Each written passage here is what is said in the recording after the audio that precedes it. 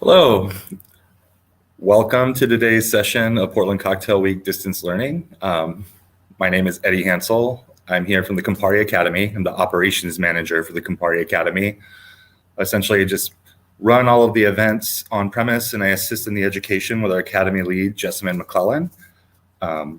We also have a wonderful Campari Academy portal that I'm going to plug really quickly, where you can find education similar to this in conjunction. It's campariacademyportal.enterprisetube.com. I definitely encourage anyone interested in sessions like these to go ahead and register and check out some of the content that we've created over the last year, and look forward to the future things. So I'm coming to you live from Campari headquarters in New York City. I'm in our beautiful named Campari conference room. Before we go into the session, just want to give a quick shout out to today's sponsor along with the Academy, wonderful Ancho Reyes. Just have the Verde and the original, made from poblano chilies in Puebla, Mexico. From a bartender standpoint, a lot of us love Ancho. It has great utility, a wonderful modifier. With the higher ABV, I like to enjoy it just Ancho and soda. And kind of segueing into today's session and speaking a little more on Ancho, it's steeped in history. It's based on original Menjurjes formulas, which translates to concoction, essentially, that started in the 17th century with the Mayan culture in Mexico. And as it got into the early 1900s, the Ancho recipe was developed as a Menjurje by the Reyes family. And not specifically what we're talking about, but today we have Haba Flores, who's in Mexico herself.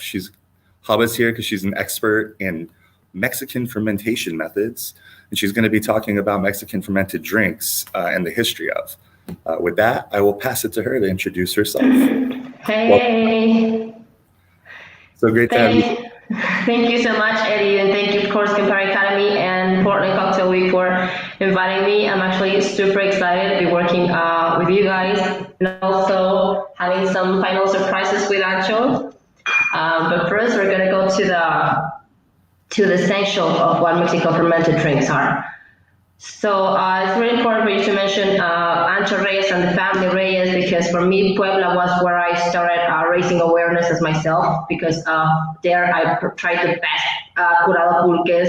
So, and as for that, for me, it was very important to start revisiting that and the history of Mexican drinks. Lost you for a second, but what a beautiful combination with the Ancho and your class. That's wonderful. So I don't know if we can we skip straight to the slides. Thank you so much. Okay, so as we mentioned before, my name is Ava. I'm known in the industry as Ava Flores. We'll be talking a bit about Mexican fermented drinks. As I was mentioning before, I studied in Puebla, and that's why I started learning more about pulques, former cook, now bartender. So can we show a slide? So this is like a small summary of the very point things we're going to check out.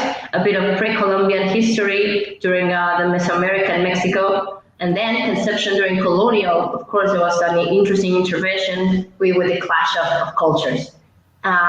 We mention health benefits, of course, because at the end of the day, there's magic beyond kombucha, and kombucha is not the only fermented drink that gives health benefits. After that, we're gonna skip a bit into I reckon the most classical ones, or the most popular ones, the ones that also managed their way through into the bars nowadays. And last but not least, and I reckon this is gonna be the thing you're gonna enjoy the most, we're gonna do our own DIY Tejuino and Tepache. We're gonna do very punctual instructions, because later on we're gonna send you guys all the recipes for both DIY Tejuino Tepache and also a couple cocktails with them. Awesome. Okay, so Pre-Columbian era, we're going to call Pre-Columbian before the conquest, before the Spanish came to Mexico, to Mesoamerica. So in this case, they started building a whole ritual and ceremonies around these intoxicated drinks. Of course, they found as pretty much anything by mistake, but they started developing a culture towards them. They were mostly consumed by monarchs, warriors, priests, and elders. How come? As intoxicating as it was, not everybody was allowed to try it. Warriors and elder people, mostly because of the invigorating situation it upholds with Pulque, with Tepache, because they're like very thick and very strong in carbs, so they were like very highly recommended. As for monarchs and priests, it was more, again, a ritualistic slash religious-like situation in which they can connect to the gods. This was in ancient Mesoamerica, which is, if you check up your Mexico map, is like from the half down, which like mostly the biggest Mexican culture, Zapotecs, Olmecs, Mayans developed. And of course, at the end of the day, these fermented drinks were considered gifts of the gods because it was a way to go through the days, through the lives, through the hard times. It was to just to cheer them up, no? Next, please. Thank you. As I was mentioned before, one of the main focus of these drinks was ritualistic, which means it gave them the mortals a chance to connect with everything beyond the creation, their gods, and also the aguamiel extraction. One quick information: aguamiel is the previous step to pulque. We're gonna talk about that a bit later. But aguamiel extraction was directly related to lunar cycles. Once every 28 days, they started doing the proper harvesting, and or the capado, so they can produce, they can prepare new plants, new agave plants to pull out. Okay. Next up, it's also a very, for me, interesting, this duality situation for Mexican civilizations. It was very relevant, the difference between men, women, power, feminine, masculine. In this case, the plants had more to do with Mayahuel. Of course, we all know Mayahuel, the goddess of the plant, of not precisely only pulque, but also the plant, and also the mother and the foster for the 400 rabbits. While on the other hand, the whole process, like how the juice ferments and gives this vigor to men, is related to Patecatl, which is also one of the fertility gods, but more into the final produce situation. So these two are like the quintessential of like the pre and the after of the plants, of the magic of the agave in this situation. Okay, not everything lasts forever. So during La Conquista, of course, Spaniards tried to came over and impose a lot of the consumption, including their own wines, including try to get rid of everything of the old school rituals and religions. Of course, very important thing to Christianize Mexicans was to switch the whole religion situation. I mean, they take off all these deities, all these gods, and they bring only the one god, and altogether the whole consumption of wine.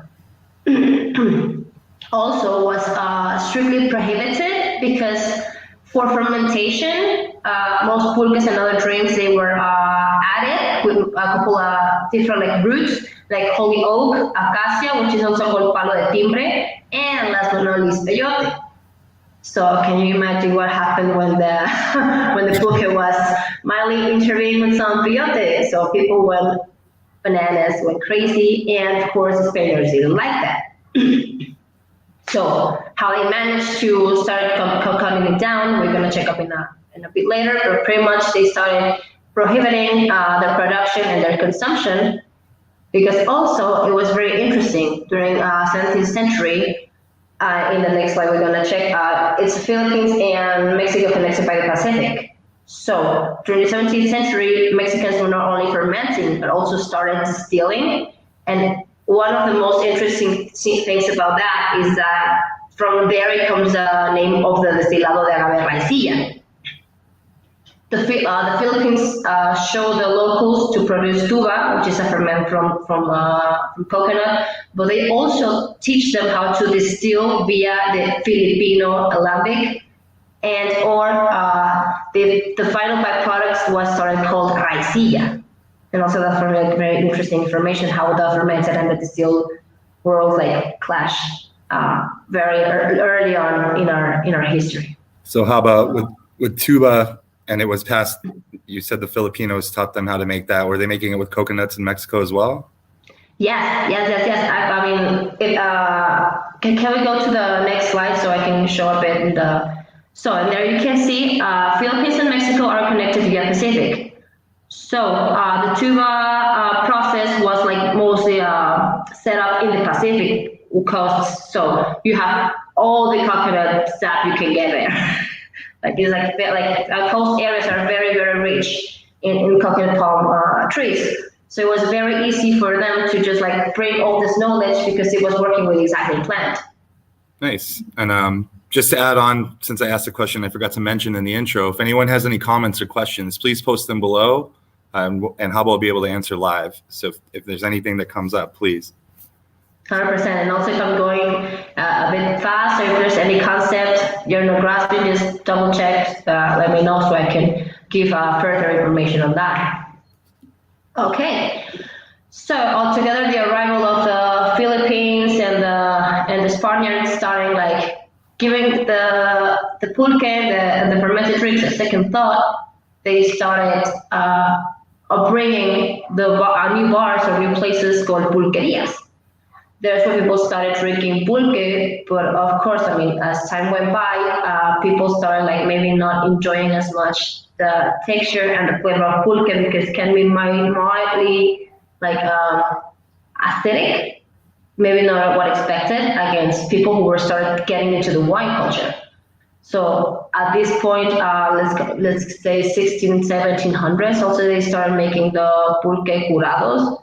They just let sit some fruits to sweeten them down. As for now, we literally make like pulque curados from virtually anything: tomato, nuts, lettuce with sage. You know, like this crazy bartender concoctions. But first, it was just to lower down the acidity and put some natural sugars in there. Next, please. Thank you. Okay, so we were going. How they managed to start selling pulque? Of course, taxes. That's how the war goes. So the Spaniards realized that they couldn't stop the consumption. So instead of that, they started to getting some earnings by putting taxes in selling and also customs, especially from outside to within Mexico City. And also at the same time, the first cantinas started opening. It's like the name comes indirectly from the Italian cantare because it was a place for cheers and for singing and with a small bands around the bar. It's like very like joyful situation being the cantina, no? So therefore you want to sing and dance and super excited. 1672, first record, like a written record of the places called pulquerias.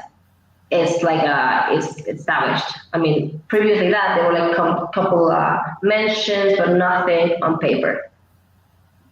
From that point on, let's say 150 to 100 years later, 1841 to 1920, we have up to 1,000 pulquerias only in Mexico City. Like imagine like the reach they had, like, it was immense. Like I mean, pulquerias were like super small, like they could hold like 5-6 people. Maybe that's why at this point for me like 1,040 means nothing because it used to hold so very few people.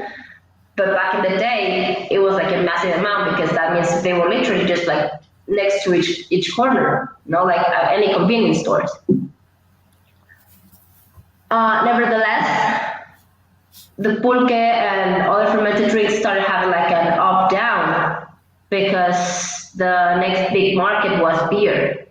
I mean, I don't know if you guys how familiar are with Mexican drinkers, but like beer and whiskey, I reckon, are some of the most consumed drinks in Mexico.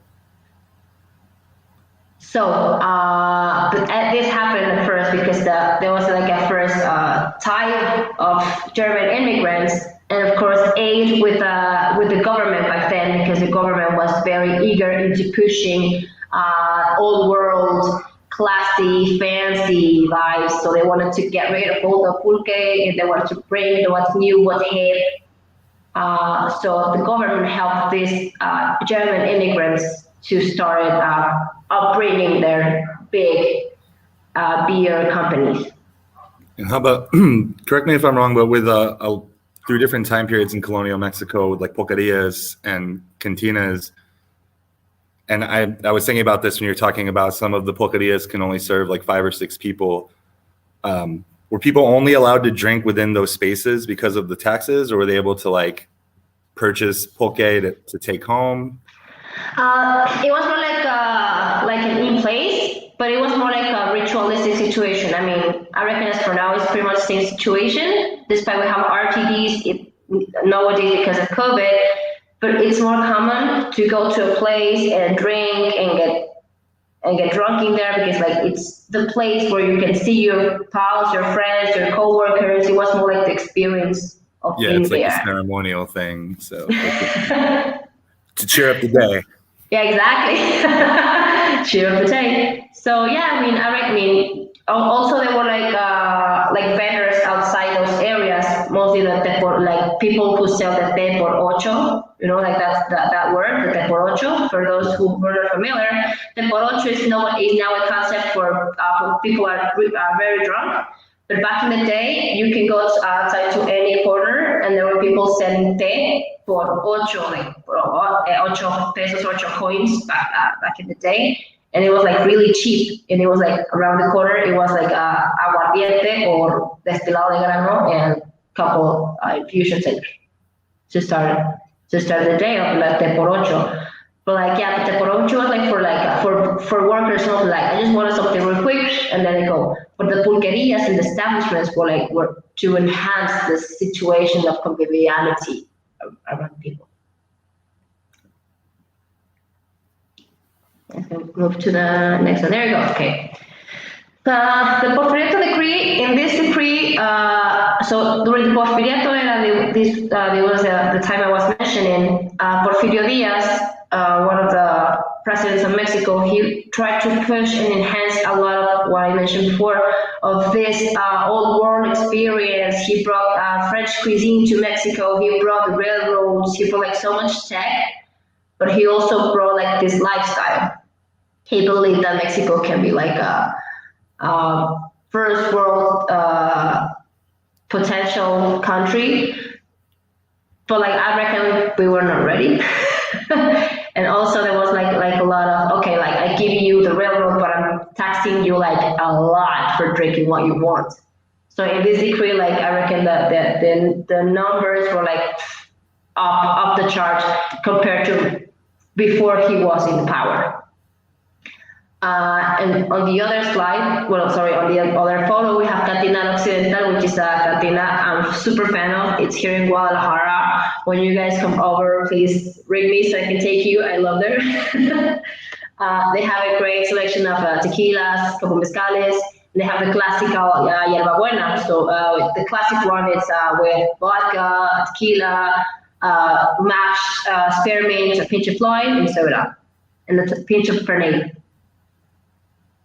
So I'll take you up on that. How I could, La Tepache is one of my favorite places in Guadalajara. But I will probably see you within the next year.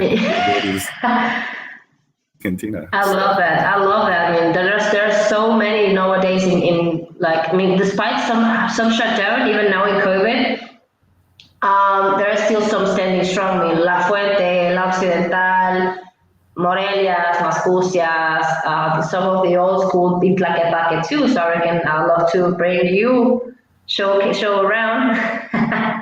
That'd be amazing. I love that. Okay, super quick health benefits. For the first-time drinkers, can be a bit, can bloat your tummy a bit, because it's unexpected and unusual. And also let's remember that us as as humans, we don't fully process maize corn, so that's why we use a nixtamalización, in which we put lime. It's like this mineral. I'll come with the name in a minute. So we put this mineral to help ease the maize corn effects in the stomach, and that's why we can eat tortillas, and that's why we can drink Tejuino and Tesgüino. But like first off, like the first contact for a new drinker can be a bit rough. But there are a ton of natural benefits, including it's a natural probiotic. Once you get used to it, it favors digestion. It also works like a nutritional supplement. I was mentioning before for the warriors and the elderly people. It's like very, very rich in carbs and in natural sugars. So it's like a good boost to start the day off. Protects, of course, intestinal flora. At the end of the day, you have like very small communities of aerobic MOs that's gonna like help you cover stomach. Reduces insomnia for being like such a thick and heavy drink. Is like it's gonna make you like feel like drowsy and sleepy.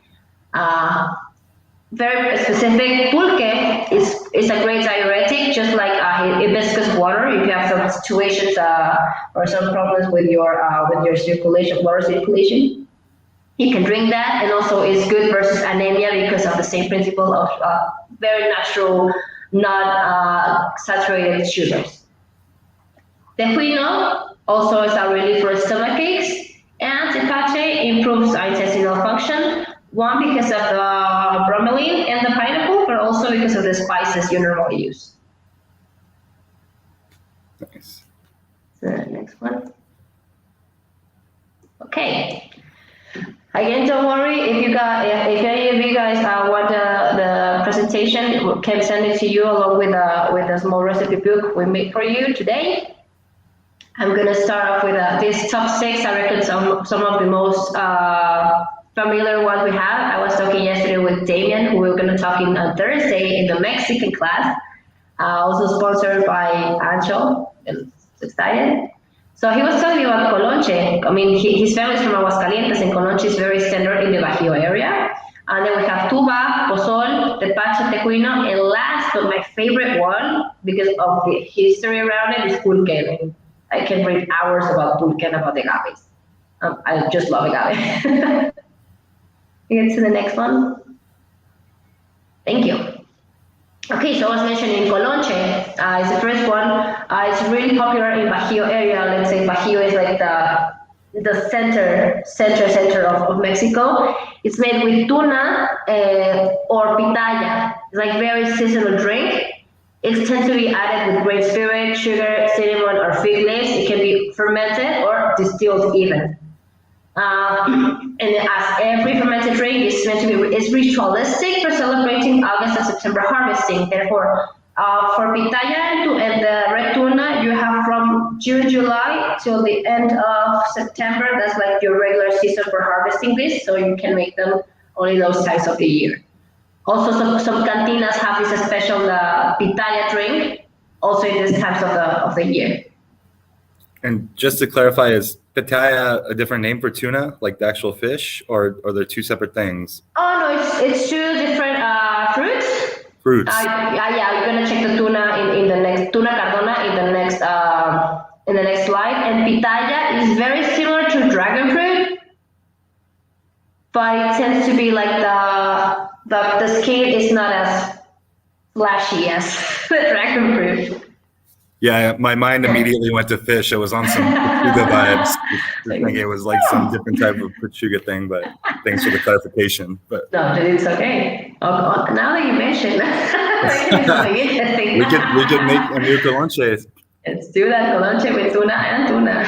I like tuna too. So in this case, the tuna cardona is the most common, but again, we can use also the pitaya because of the similarities in the range of colors. You tend to have pitayas from very light yellow up to really, really dark red. So that's part of the charm of the Colonche, I reckon, the colors. And also it's like really sugary. If you guys have ever come to Mexico and tried tuna, like peeled tuna, you can see, like, honestly, tunas per se don't have a very specific flavor. I mean, you don't try and say, oh, it's tuna, but you give it a bite and it's sweet, it's like so sweet. And in the sweetness, you can tell it's super fermentable fruit. Yeah, in your slide, it looks a lot like prickly pear. I mean, that's the closest thing that I'm not familiar with the tuna cardona, but super interesting. The color is beautiful. Yeah, that's why like it's like very common for the season to have like a drink with this because like very flashy and like it's from color like from granate to bigabilia tones. It's like very like people really like the how it looks and also how it tastes because you can add it up with some maybe some more sugar, something else to enhance that experience. Nice. So Tuba I found like really interesting. I mean, I wasn't too aware until like a couple months ago. I was talking with a friend of mine. He actually explained how it goes. But what I found really romantic and also kind of sad is the fact that in the case with for Tuba and Pulque, what you need to do is wound or harm the plant so you get this amazing produce. Because when you, in the case of the Tuba, it's coconut pulp sap. What you do is use like small, I'm going to take it for as a reference, or you just like small incisions in the espatas, which is like some florations in the palm at top, where you just like cut some mild incisions. So the plant, in an effort to heal itself, is going to produce the sap. So you need to do these incisions constantly 3-4 days, and then you with a rope you shut them down again. But you start concentrating the sap, and then you start emptying this liquid, and that's what you ferment. Again, it's like really poetic, really sad, but it's also beautiful that you need to harm the plant to have this amazing product. Right. Also, with the same extraction, you make palm vinegar and vino de coco. Same thing. You have the fermented, and you have also the distilled version of it. And last but not least, it's intervened with other ingredients. They sometimes put food colorings. They put peanuts on top. Can we go to the next slide, please? Yeah, so as you can see, you can put peanuts. You can put like some cinnamon in there, so you can like infuse it and taste it like more accentuated, or even dusted cinnamon, dusted nutmeg. And also like there's like the classic tuba and the curado tuba, in which they put these extra ingredients because it can be again like mildly acidic for some people, and that's why they need to intervene with some sugars. And the other photos are a container called bule, which come from a plant called guaje. It's like really interesting because those fruits are like once you let them dry, they become hollow, and those recipients or those containers have been used like since forever to transport water, tequila, tuba, any other drinks because it's very hermetic, so it keeps like the freshness longer. That's really interesting. So pozol, I tried pozol again. My first time was in Puebla also, and I really liked it. Pozol means hervido o espumoso. It's mostly from the other coast of Mexico, Tabasco, Chiapas. It's mixed with maize dust paste. But it's really interesting because in the case of Tejuino and Tesgüino, you make like the mix with the maize dust and then you let ferment. In this case, what you do is you intervene your masa or your maize dust with chiles, with other spices, and then you cover up and you ferment the paste only. And after that, once you want to make your beverage, you take a bit of your prep dough, you put it with water, and then you whisk it up. And that's really cool. That's like an interesting concept that maybe some of the viewers might want to play into their programs or to create a new drink. I mean, yeah, it could be very interesting, but. It's like very like interesting as I said, so because of course they can implement, they can use different types of leaves or containers to ferment them. And the classical one is Pozol leaf, which is like a very big, like looks like a banana leaf, like the ones we use for tamales. Like you can literally put like any spice you want. Like I mean, as long as you have like a processor, you put some of your mace, and then you can put nutmeg, you can put cloves, you can put cacao nibs, you can put coffee in there. You know, like there's like the possibilities are endless as long as you know you're mixing ingredients in here. I mean, I reckon you can do them. Just remember that fermentation will give you like a very mild like acidity to your drink, which I reckon you can control with your liqueurs, with your other mixers. It also can be really, really interesting. So yeah, I mean, compared to this, as I was mentioning, in this case, what you ferment is the dough, compared to the Tesgüino, in which you pre-mix and then you let the final drink to ferment.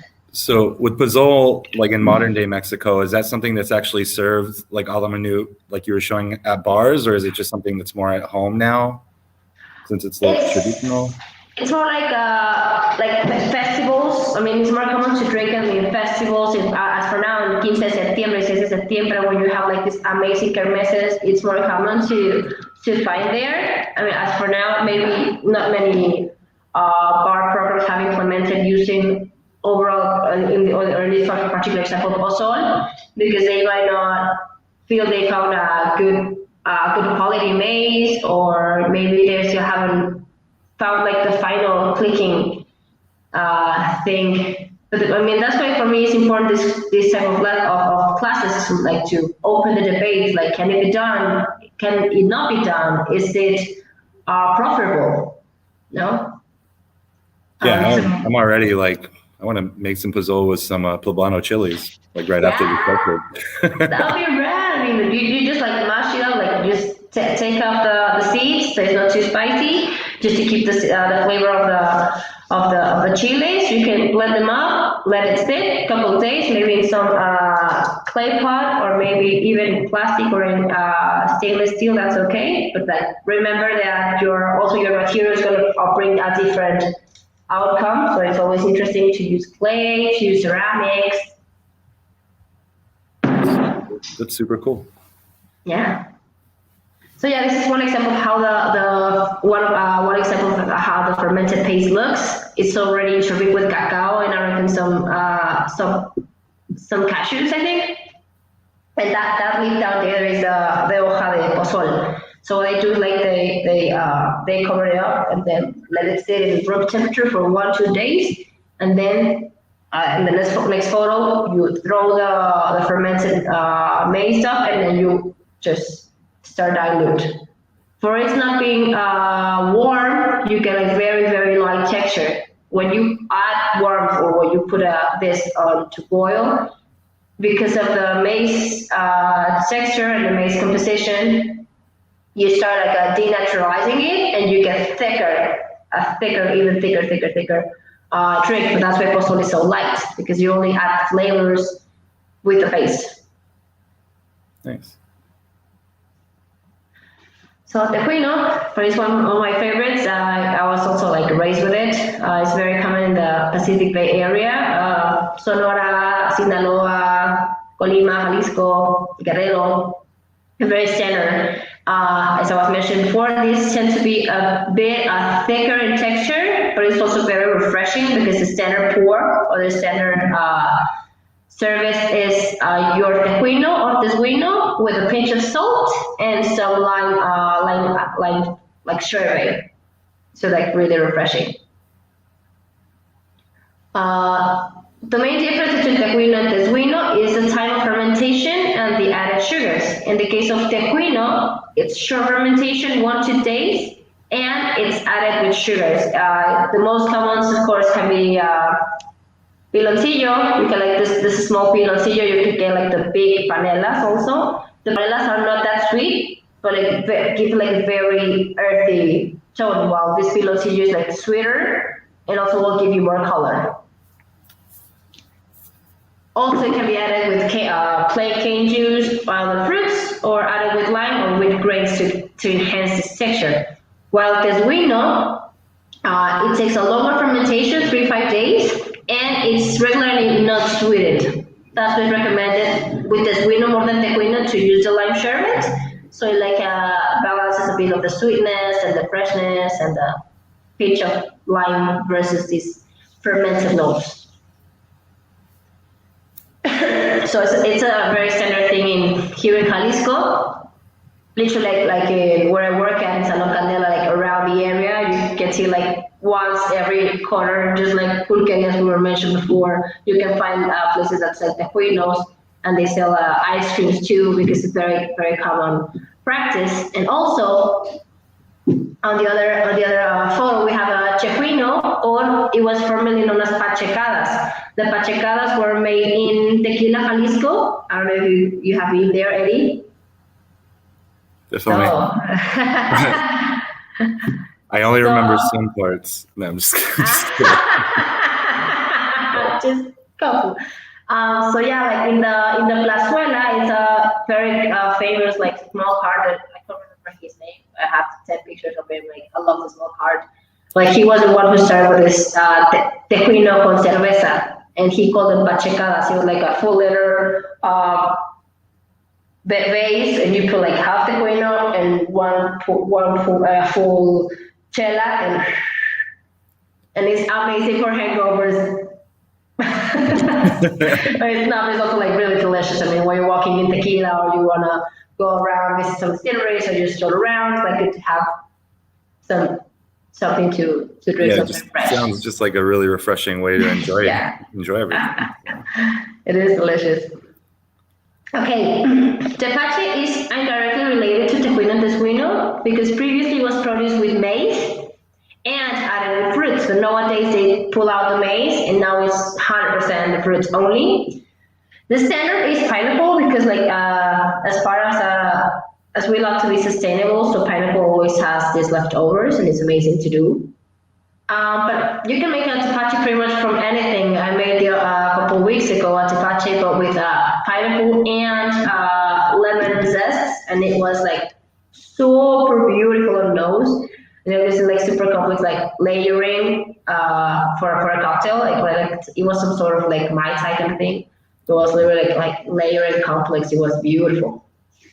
But also again, like I enhance you like you all like to use like to make like a Tepache. You can take like pretty much all your scrapes, bring them to the boil, cover up with a cheesecloth, and let the magic happen. I mean, those scrapes still have so much juice and so much good in there, like the small seeds from the raspberries, pineapple peels, lemon zest, like any product has still so much to extract after we use it. That's a really great hack, especially with all the focus on sustainability, and we're always trying to have the least amount of waste possible when we're working at our bars. So could you just use like spent juice like citrus, just the remaining parts after you juice? Absolutely, right? Yeah, 100%. I mean, throw oil in there, or if not in a Tepache, do a fascinola and like a Curino with tons of sugar. You have a beautiful syrup. If not, let it stay ferment. Gas it, bottle it, or use it as a mixer or as a soda instead of using some regular some Espolon highball with plain mineral water or soda. You can put just throw a bit of Tepache or of your concoction in there. You're gonna add something extra that the client's gonna love, and even more if you explain how you do it. Yeah, just spice it up. That's great. Spice it up. So yeah, sustainable anyone. I mean, that is one of the main practices I've learned from a while back. I mean, I've been bartending for the past 8 years, but only for the past 4, I've been like really, really involved. And one of the main things I fell in love with has been sustainability. Back in when I used to work at Gallo Canelo, we made like Tepache, and we have the Tepache old fashioned, and we also at the end of the like third, fourth round of like we tear apart the pineapple, and then we blend it up with like remains of sheets of paper, and we make like this beautiful coaster.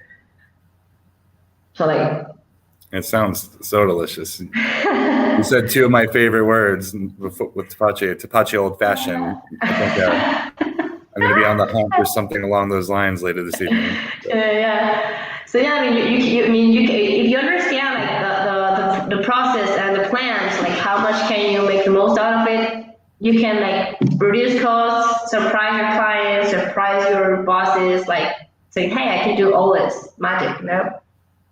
And on the other photo, oh sorry, super quick. On the other photo is light or dark. Depends on what you sweeten it. You can have like very light, clear pineapple, yellow, or you can have this darker notes.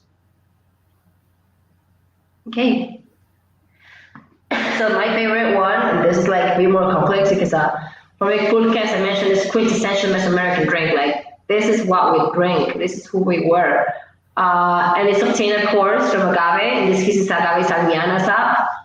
It's the same situation than with the Tuba, in which you need to wound the agave so it starts making this sap. And then you can take it up. I'm gonna go further in a minute. This agave salmiana, is also known as cimarrón, manso, pulquero, verde, aguamielero. Let's remember that every area, every region has its own name.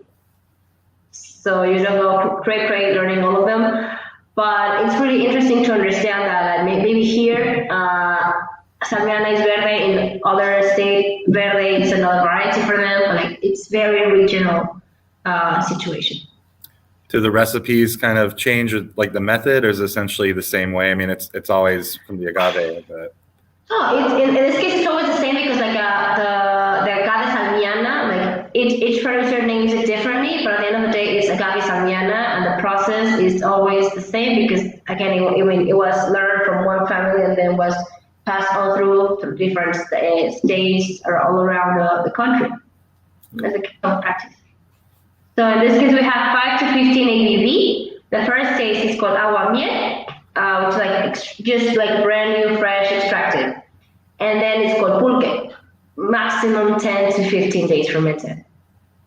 And it tends to be extracted from 10 to 12-year-old agaves. So we're talking it's like the same or even more time than some agave spirits. You know, like for tequila, it's 6, 7, 8 years, but for pulque 10 to 12, and also for some mezcales and espadines 10 to 12. So like you can understand that pulque is also like very, very respectful thing, and we need to take care of it. So when I know you mentioned that you get the sap the same way as like with tuba. Is the agave like done? Does it die after that, or does it come back? Can you harvest the sap more than once, or it's just a one-time deal? So you have like this your 10 to 12 plants. You need to do the capado, in which you take out the quiote, just like you do for the agave spirits. So yes, after you do the capado, you scrape from 3 to 6 months to start producing sap. And after that, you had a yield for 4 to 6 liters a day per plant per 6 months. That means you can extract up to 600 liters of one plant. But yeah, as doing the scraping means the plant is giving all the energy to cure itself. Once you're done extracting the sap, that's going to become aguamiel, and the pulque, the plant dies. And that's why it's also like a dying industry. It's still pretty amazing that you can cultivate the sap for that long of a period of time. So you're getting a lot more out of the agave in that sense. So that's really cool. Well, yeah, I mean, in a part, yeah, because if you extract like the pure and you're like stretching, as you mentioned, maybe the life cycle for a bit longer, maybe, because at the end of the day, for agave spirits, you chop it down, you cook the plant, and the yield is a liter per 10 kilos. So yeah, I reckon you can be right in that point. So yeah, in this photo, that's I was mentioning the scraping. What they do, they scrape with this tiny claw, like sharp instruments. So like every day they go and scrape it up, and after the next day they took out the aguamiel, scrape it back, and so on for the next 6 months or so. The second photo is what they call the tlachiqueros. So these are the people that work with the pulque plants. With the cocote. The cocote is that big, like rounded-ish tool. That's what they use to pull out the pulque, the aguamiel from the plant, so they don't harm themselves, because many times, of course, the incisions are very small, but the rest of the plant is just like going as it goes. So they can get harmed by if they try to get deeper into. So they use the ajojote to extract the aguamiel. Nice. I just have one other question about the agave. Sorry, I'm really interested. But so after the 3 to 6 months of cultivating the sap, can they still use that piña to make mezcal, or it's just done because you're taking the life from it, or? No, because I don't know how to take the reference. No, because technically what they're doing is they're like extracting from that piña, but from the inside. What they're doing, like doing like a cup out of the piña. Yeah. So yeah, like all those goods, all those sugars that normally are in the small pencas are going into this production of the sap, because the plant is reluctant in dying, but we're like, nah, I want some pulque. You can't die yet until you get. That's really interesting. You can get all this good. So yeah, what they do is like they literally carve from within the piña, pretty much. They don't do the cut. I mean, as you can see, the pencas are fully there. They don't do the hima. It's not necessary because everything's from within. Okay. Yeah. So there you go. So that's another example of extraction. As you can see, like a very big a top, but then it goes like a smaller, like a straw. So they just sip it and then throw it to a container. It's already right nowadays more like plastic big containers, and then they bring those containers to the toros, or the final fermentation tanks, if you want to call it, or the containers. They used to be covered earlier on in the days with cow leather, which I reckon give like a funkier vibe. No, but nowadays it's just like regular wood. And with the sap, is it like, I mean, I know traditionally when I think of sap, I think of like maple syrup, but from the agave, is it like a thinner viscosity? I'm just curious because of the tool that they use as the straw. Is it like very, very dense, or? It's not as dense when it's aguamiel, but when it starts fermenting, you get more viscosity. It becomes like thicker when it becomes pulque. Okay. Nothing too, I mean, there's like an ongoing thing that says like you need to, when you drink pulque, you have to make like this wee, like filament of pulque. It's meant to be like drooly. It's good. It's not good in texture, it's not. But that's super fake. That's super fake, because actually that was enhanced to the fact that if it's too thick, that means it's already past its time. I see. There's a limit to fresh pulque. Yeah, so go to the next one. Okay, as I mentioned, it's a dying legacy. Very few families are still producing. One of the main reasons is the lack of agave biodiversity. Again, it's a situation going on for every single agave producer, every single agave product. Nectar, spirits, pulque, And there's also like little profit from production, because it's still seen like an undermined product. Of course, the plant dies after extracting the aguamiel. But it's also really interesting because there are a couple byproducts hanging from there. The first one is an agave spread produced in Nuevo León. It's called destilado de maguey, no destilado de agave. They call it like that in Nuevo León, northern area, in which they ferment alongside with cooked agave. They will use mostly Americana. Along with the cooked agave, they pour some pulque in the fermentation, and they give like a very cacao, mucilage vibe to it. It's really, really good. It's really good. And then we have the comiteco, which is also a Mexican spirit. It's not inside the destilados de agave category as much, because it's not made with the cooked agave, but it's made from fermented pulque. So they ferment and then they distill the pulque. But in this case, it's a pulque from agave americana, no from salmiana. And it's most common in Chiapas, the comiteco. So, and last but not least, yeah. I was just going to ask with the Comiteco, since they're distilling the pulque and it's from a different agave, can you still drink like the pulque made traditionally from that type of agave, or does it have to be distilled because it's from a different agave?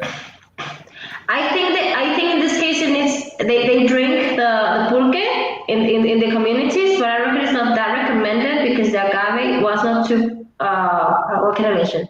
Like the sap is not as gentle from Americana than it is from the Sarmiana. So that's why they enhance more the distillation, like it's more common to distill it. I see. Mm-hmm. And yeah, and last but not least, like for a couple new projects rising, there's a couple brands in Mexico City mostly that are starting to distill pulque from Sarmiana, where they call destilado de pulque. And it's also like very creamy flavor even if it's distilled. It's really, really good.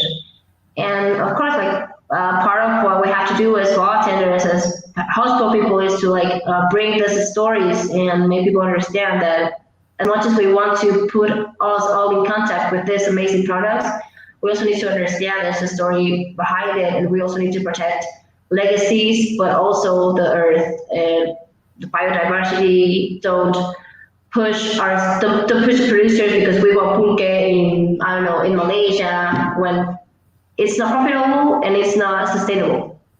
Well, you're certainly contributing to that today with all of this education and knowledge. So hopefully a lot of the people watching this session will get a lot out of that, and we'll try to keep these agaves going, because I hate to see it go, especially with so many bright ideas and things that it can bring, from that culture. And I love how into it you are. This has been a really good session so far. So thank you, Hava. Yeah, it's amazing. Thank you so much.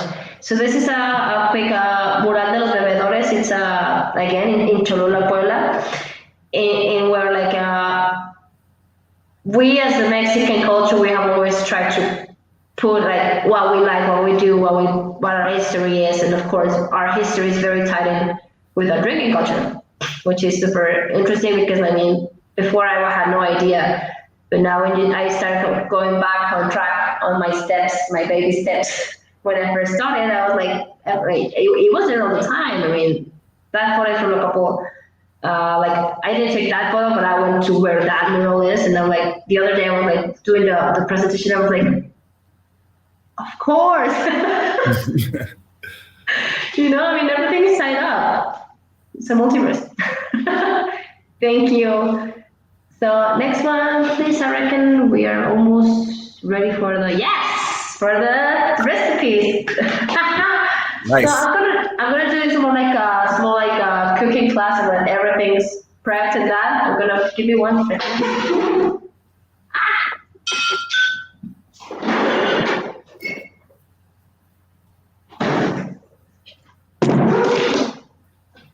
So yeah, recommendation, your fermented drinks can be or not fresh, but it's always better to keep them fresh because at some point, I'm living here in Jalisco, it's super warm and you don't want them to rot so quick. So there we go. So for the Tejuino recipe, it's super simple. You're gonna have three pans. 1 pan with your sugars, and you're gonna dilute them. You have piloncillo, you can have panela, or you can use muscovado sugar or raw sweetened sugar, the ones you have, and a bit of regular sugar, the ones you use for your lovely syrups. And then that's 1 pan. The second pan, you're gonna put your spices. So what you want is to extract just the spices so you don't get saturated with the sugars because of dissolution. You're gonna get like a better extraction if you only do the infusion of the spices. In this case, I have some cinnamon, some cardamom, a couple of cloves, and as for me, that's it. But in this case, you can go, as I mentioned before, with Pozol, you can go crazy. You can put nutmeg, vanilla bean. You can put some chilies in there even. You can add something else, or you can put the chile later. That's up to you. So yeah, in 1 pan, you dilute your sugars. In 1 pan, you do your infusion. And then the third pan, final pan, you're gonna have your maize, which you're gonna start diluting with these two other waters. With a whisk, you're gonna start doing it like an emulsion, little by little you'll maize up by parts. And after everything is all together, you have to strain it. So you take off like your spices and maybe some bigger chunks of maize that you might have, and you bring to a boil, and that's it. You let it cool. If you want Tejuino, you let it cool in 1 day tops. That's good to go. If you want Tesgüino, you can take this off, forget this, just put this, maybe just a bit, and focus on your spices, and you're gonna have like a more fermented profile, more acidic for Tesgüino. And with that one, you can play a lot with Tesgüino and your liqueurs. You can play maybe with some ancho reyes. You can put a pinch of Campari to even the sweetness or not from there. In this case, I'm gonna go with a Tejuino. It's a real classic from Grupo Habanero, where I work at. We have 2 venues, Habanero Negro and Salon Candela. That's where my headquarters is. Music every day. I love it. I reckon you guys can dance too. We're bartenders, right? We love to dance. So yes, it's going super simple. This is the final. I don't know if you managed to hear this slide. Just really. So you can see the texture. Beautiful. Not too thick, not too at the end of the day, it's meant to be refreshing. Well, no, it's meant to be refreshing, right? So we're gonna rim it again. This is just like one recommendation, but if you want to rim with chile salt, you have some coriander salt going there, hibiscus salt, as everything, just go crazy with what you have. Maybe how about you dehydrate some of your pineapple from your tepache and you put that on your salt. That's also really yummy. But yeah, just put some salt. We're gonna put 4 ounces of Tejuino. We're gonna throw some lime in there. It's also really interesting, pinch of salt. Because when you go out in the streets, like in Guadalajara, and you see the tejuineros, people who sell the tejuinos, you see them like doing like a kind of throwing situation, and it looks super cool. So you can do throwing in your bars for tejuino. You gotta enhance the texture and experience. And last but not least, I'm gonna some beer in there. And yeah, you just mix it up, and it's really good remedy, super fresh. I reckon your client's gonna love it. Always recommend it with a light beer. I mean, it's also a great drink for a brunch. Great drink, and you can dye it up with some beetroot. You can dye it with spearmint, hibiscus concentrate. You can charcoal. You can go insane with the tejuino. Yeah, such a great recipe. I feel like I've been transported to Guadalajara. Like, I wish I had one in front of me. Like, raise your hand who has tejuino so everyone can go visit. No. So yeah, again, I mean, it's the recipes, like the basic recipes for Tepache and Tejuino are more patience than anything else, and good control for temperature and humidity. Just like keep an eye, or if you have like a safe area, a kitchen, under area, so they don't go to waste. Okay, that was one. The second one, Tepache recipe. It's also really simple. You just need to put all the scrapes all together. Actually, it's pretty similar to Tejuino because you have the same spices. You also have your sugars, your spices.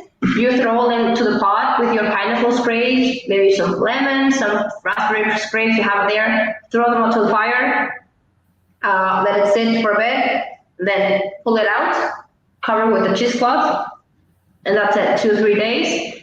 You strain it, and you're good to go. And again, you can. I mean, Tepache already has like a natural, beautiful, very light frizz or fizz, more like it. But you can also like put it in a siphon and put some more CO2 in there to make like a gorgeous soda. In this case, I'm gonna go crazy because I have this variation on the jungle bird. I call the cotorro, which is like how we call the guacamayas or some other exotic birds. And this is exotic one. You're gonna see why in a minute. So you're gonna put some of our amazing tepache. So let's remember also that tepache, it tends to be sweetened. So you can maybe regulate how sweet or not you want, and or add more sugar or syrup or something else if you feel like it. But tepache per se is sweet. Not too sweet as a regular syrup, but just watch your sugar, guys. Gonna put some anchovies. Half ounce. Also, I mean, I'm doing this build because my space is limited, but definitely go for shaking. Watch it if you are using just tepache. Shake it not too much, because if it's too fizzy, it can explode in your face. The old exploding tin trick. Like, we've all been there at least once. So we never know that. And I'm trying hard time opening this one now. There we go. Okay, so in this case we go with 1 ounce. I mean, this is a boozy drink. I mean, I love boozy drinks, but you get like all the complex levels of the espolón, of the Campari in a minute, ancho, pineapple, fermented, pinch of lime. Let's go to a pinch of lime.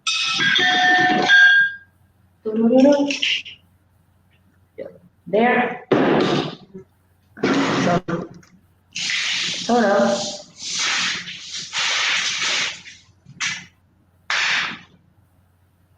Look.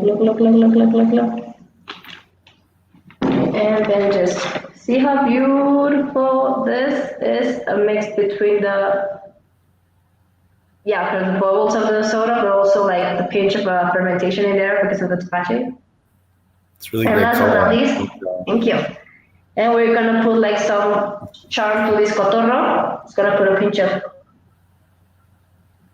Campari on top. And you can garnish with, I love to use dehydrated. For me, it's a safe way to have garnishes all the time. Carry them with me even. Then just throw some good-looking dehydrated goods. No straw. Save the planet, save the turtles. Yeah, just go. So beautiful. Like stick to the. Thank you. Stick to the colorimetry you have in here. Just go with that. Maybe you can even garnish with some tepache leftover, like cut like big stripes of pineapple, toss it in there. I don't know. What matters is that you use everything you have in your power, in hand. So yeah, I mean, as for now, I reckon we're good to go. Okay, so this is one, I love this expression.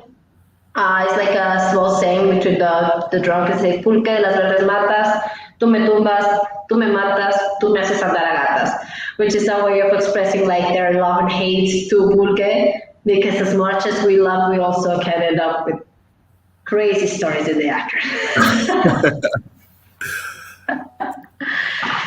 Nice. So, yeah. And of course, Tlazokamati, thank you so very much. And before, I'm waiting for your questions and answers and any doubts you have about this. But of course, see you soon in Mexico. I can wait for you guys to come in and see you and show around the cantinas and bring you all the pulque and all the fermented goods. Thank you so much, Abba. That was a really in-depth class. I definitely have a ton of ideas from it. And I hope everyone that's viewing, and if you have any additional questions, just post them in the comments. I'm sure Lush Life will make sure that Haba gets anything that comes after the fact, so we can follow up for you guys. If you enjoyed this class, just make sure to hit the like or love button. Follow on Facebook. Follow Portland Cocktail Week on Facebook. It's facebook.com/pdxcw. On YouTube as well, youtube.com/pdxcw.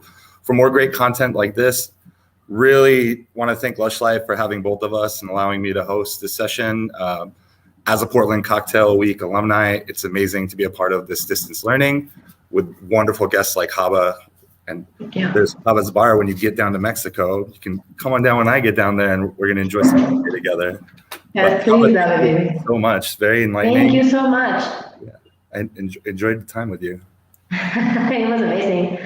Yeah. So on that, if there's anything else you want to close out with, or I'm gonna go be back on my steps with a ancho-ray situation, because I think it's really important to enhance this whole history on and off the records. I mean, the history of pulquerias and fermented drinks are very tied up with this sort of Mexican concoctions. Mexican liquors made, actually, especially in Puebla. I mean, Puebla is cradle for so many good things that we are barely seeing the surface, like in the more fancy industry, like Yolix, Pasita, so many good products done that still need this sort of enhancement and support from brands like Campari. I mean, people, we all need to scout more to outbring these amazing products, and it's amazing what everybody in family Campari is doing. With Ancho Verde also, but it's important to bring to the table the discussion that, okay, we're bringing one product at a time, and that's cool. We have time, but it's really important to remember, all of us, that we need to look back to what was done before and bring this so we can bring innovation through learning. I reckon. Absolutely. And I think a lot of that, both of us are bartenders. We speak about stories, so I think you're doing a lot to bring attention to this category, and hopefully it really moves things forward, and we can see more things like Ancho and like Menjores through the Pulque and different types of spirits of the fermented beverages that you have. But on that note, for more content from Portland Cocktail Week distance learning, make sure to follow PDXCW on Instagram, and you'll be able to see what's coming up down the pipeline. Thank you again, Haba. Thank you to everyone in the Thank you so much, Eddie. Such a great time. I can't wait to meet you in person. It's been a really great hour. Hope it's soon. Thank you, everyone. Have a good day. Stay safe, everyone.